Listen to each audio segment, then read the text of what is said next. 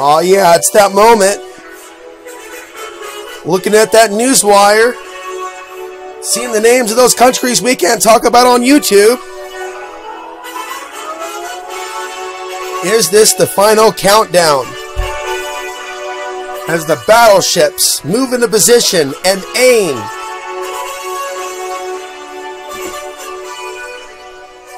Alex Hansery here, coming to you early in the morning. It is April,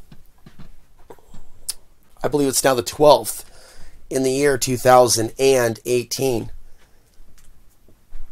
And we've been prepped for this.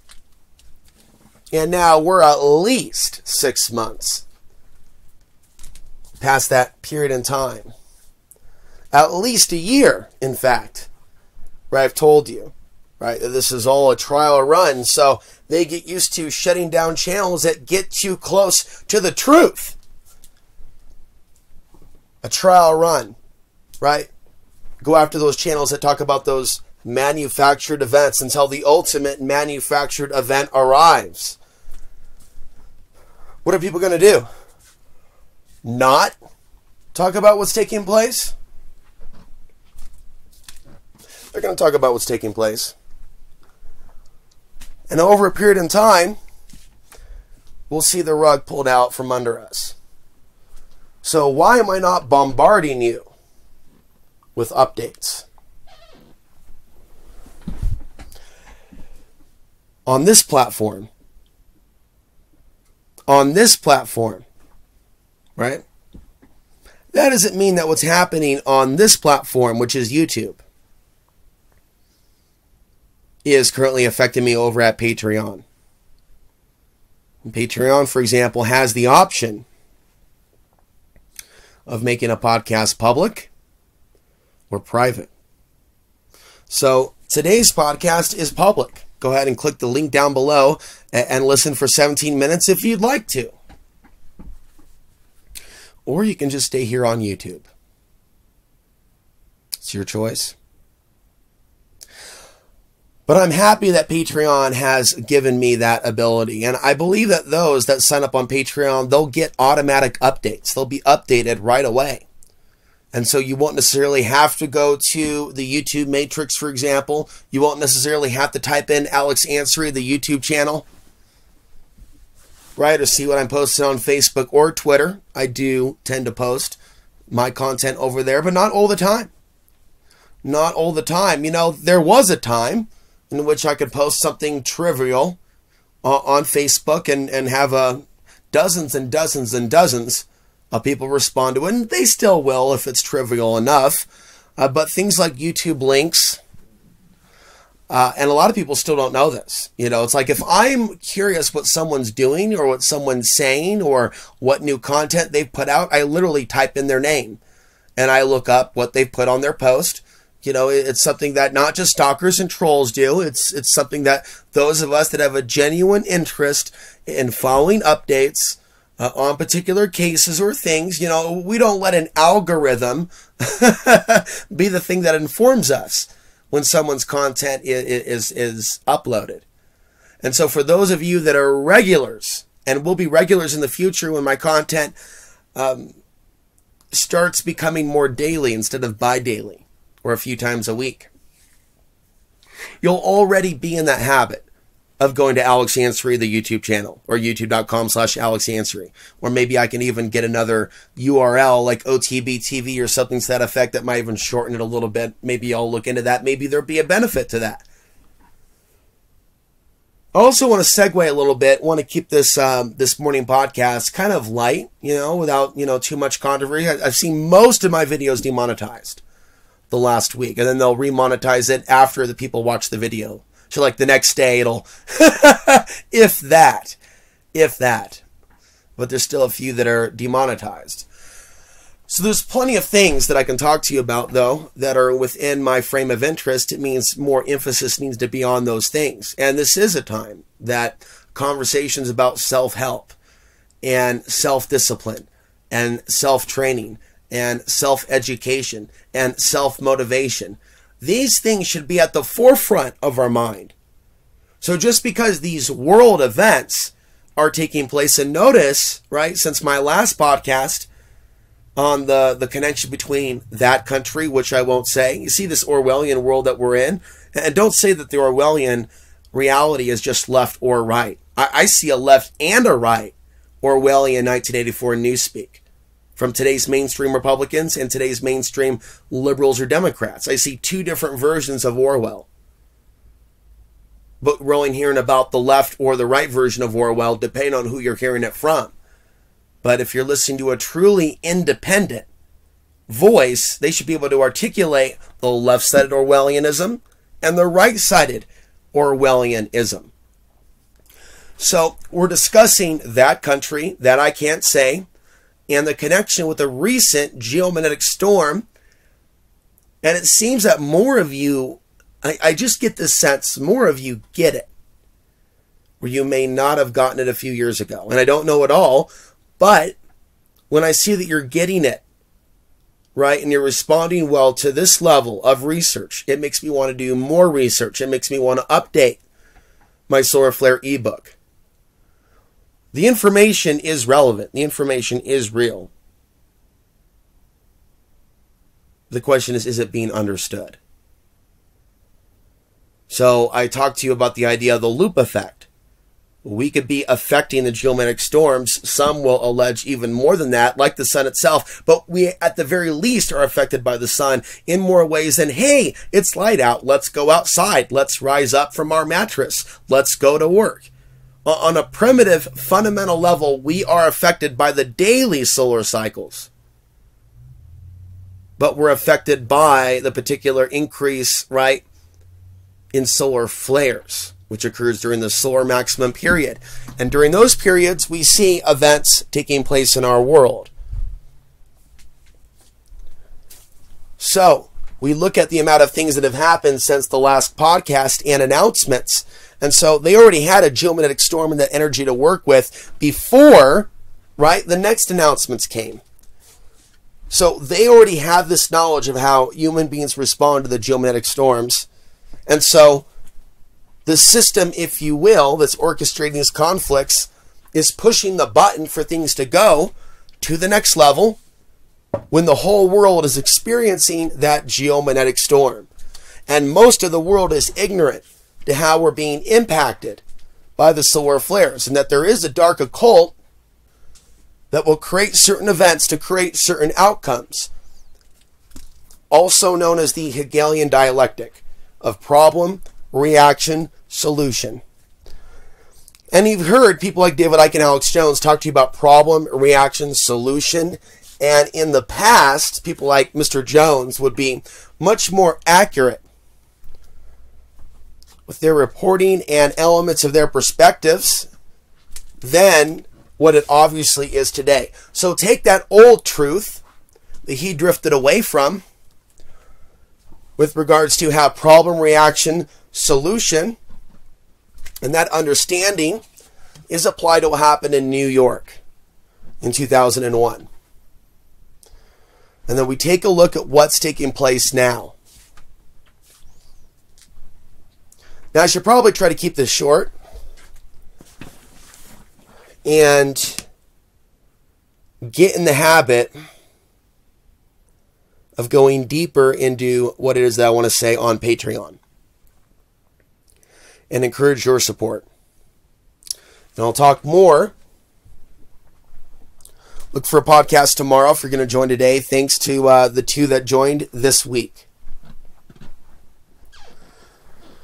So we're up over that hurdle, right, of just over 100 a month in collective audience support on Patreon. Please help me increase that to where it needs to be.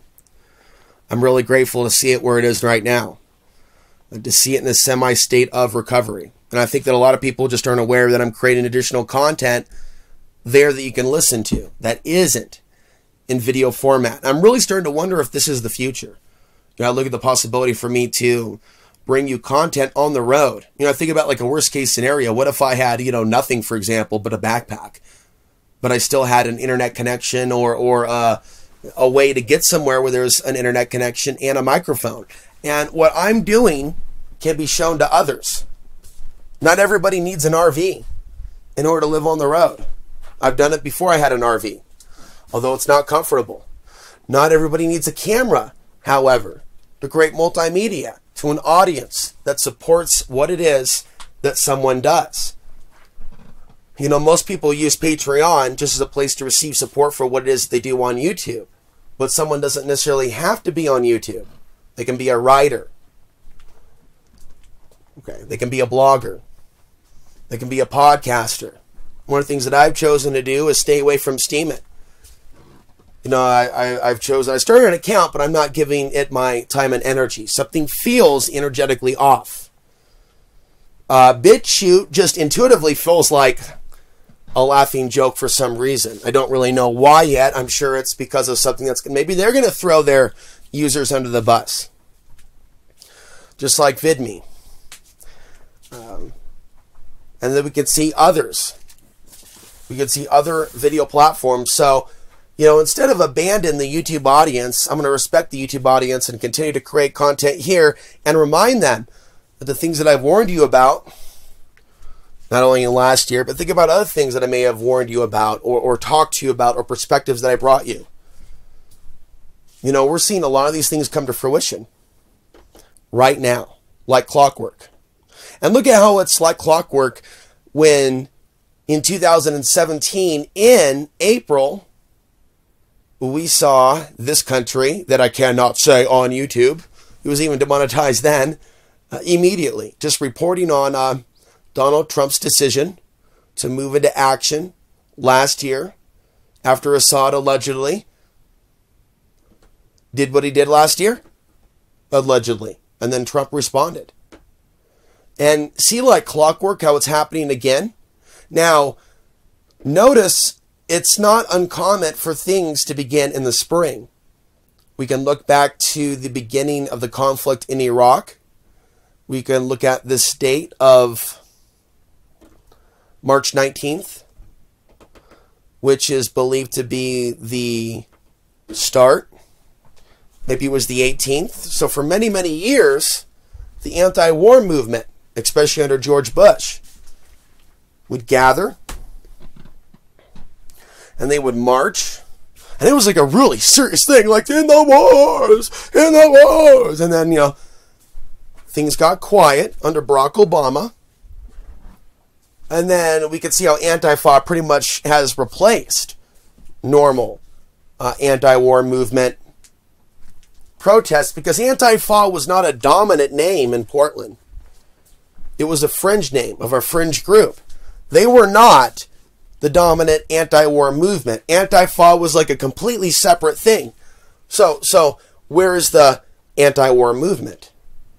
That isn't Antifa, but it's just anti-war. It's small. It's in pockets. To even talk about what's happening in other countries, victims of war, right? And specific countries, notice that reporting on things taking place is fairly minimal. You got to go somewhere like Press TV or Al Jazeera or something like that, but in particular Press TV for updates on Afghanistan. You see, there's a reason why the Pentagon has had a policy to not count the bodies, because that number is expected to grow beyond just a few million. The thing is, there are only so many of them.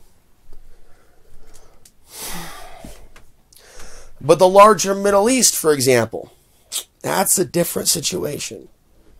And what we're seeing right now in the country that cannot be named is an expansion. An expansion. And I would even say that you are seeing a repeat of several superstate nations working both sides of a conflict. This is not even on the tip of the tongue from those in the alternative independent media, the left or the right of the mainstream media. The idea of both Russia and the United States having agreements on a shadow government level where they will literally play up. They will literally play up a conflict for an agenda. And on that level, they're friends. It's not on the level that people might be thinking. You know, it's like people could have looked at that and gone, Okay, there's a connection there. Oh, wait a minute. They're going to have a conflict. Well, those ideas are not incompatible. They're compatible. But the idea, right, is still not pixelating in the minds of today's average human being. The idea of one misleader having dinner with another misleader and planning out that at a certain date, they will move chess pieces into motion that will send their people to a conflict that will eventually result in some sort of a depopulation agenda or a war of all war scenarios, the war to end all wars, to bring the people to their knees. You think about a situation where people are put into dire circumstances to where they don't know where their loved ones are, or maybe they do. You know, maybe they were a human being that lived through a disaster, an invasion. And every hour of every day they wonder where their daughter is and what's happened to her since she went missing. And see, a lot of people, they think that America today represents the worst case scenario when it comes to sex trafficking. They don't know even how to imagine a worst case scenario, since they have always had the protection from the state. And people of this society, especially the millennials, many of which they say don't know where the earth is real, flat, round, or triangle. You know, they have never known a reality where they didn't have a cell phone to call 911. And so as these people come up in this new generation, in this new dependency on the grid, and their instincts are used against them to serve the state. But their instincts to survive, their instincts to hunt, some of their, you can even say natural mating instincts, it seems to be bred out of us.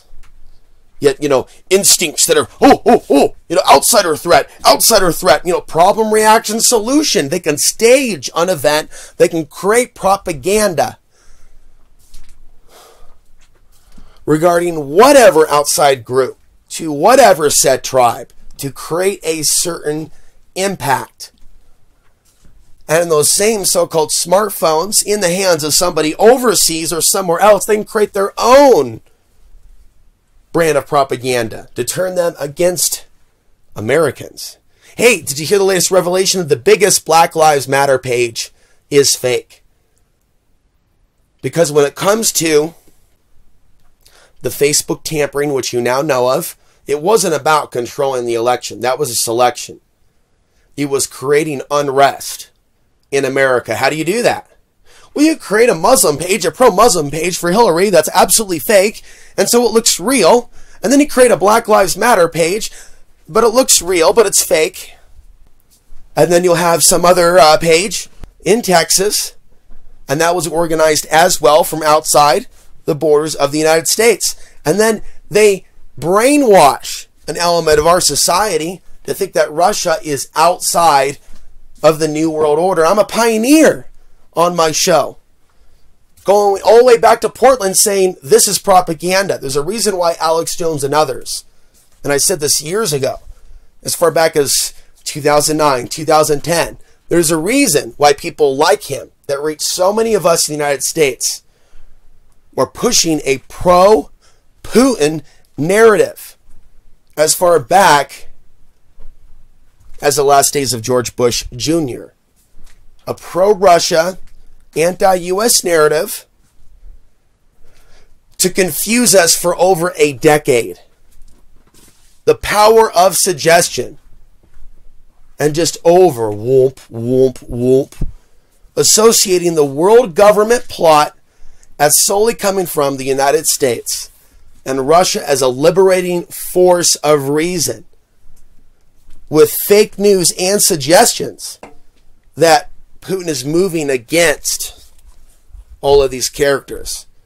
And see, that narrative only works as they believe that those quote-unquote characters that have been mentioned are really the masters of the universe. or the New World Order. And see, Hillary by herself does not rule the world or the U.S. political structure. But if you create a fallacy that only her and Soros, and just name some other people, whoever is like, the common enemy of the moment. But how does that match up with what people like myself and others were talking about and looking at 6 years ago on our shows, 7 years ago on our shows? And also at one point there were hundreds of hours that I contributed to oraclebroadcasting.com before all those archives were deleted. Every one of them. But it's like the warnings about this stage-managed conflict have been coming from people like me for over a decade. And now it seems like our voice is being taken away, that we can't speak freely. So, I talk about why I'm not bombarding you with news about that country and like a brief podcast about this link over at Patreon. You can go ahead and click the link to listen to that for free. And I would encourage you to sign up for a few dollars a month. I encourage you to be vocal about wanting to hear me report on these things more instead of censor myself and telling myself to be silent for a few days. Is that what you really want? For just like a period of silence from Alex? But you know that if I talk freely that my YouTube channel is going to get hit. Now you know this. So do I just remain in silence? Or do I continue to create content outside of YouTube? So this is why I think Patreon is the way. It can help supplement, the major loss of income.